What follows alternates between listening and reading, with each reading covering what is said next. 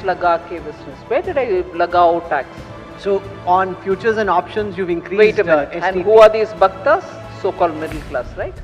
Futures and option is for middle class. बिल्कुल सही कहा आपने निर्मला जी। फ्यूचर और ऑप्शंस मिडिल क्लास के लिए थोड़ी हैं। ये सो कॉल्ड मिडिल क्लास वाले आखिर होते कौन हैं अपने फ्यूचर के बारे में सोचने वाले? सरकार में आप हैं तो ये तो आप तय करेंगी कि उनका भविष्य होगा भी या नहीं। बाकी वैसे भी आपने मिडिल क्लास को कुछ सोचने समझने लायक कहाँ छोड़ा है?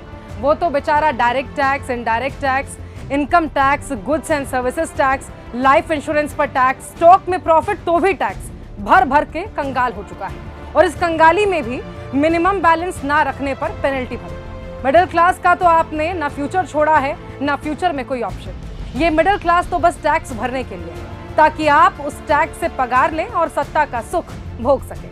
एक मिडिल क्लास परिवार अपनी पूरी कमाई टैक्स भरने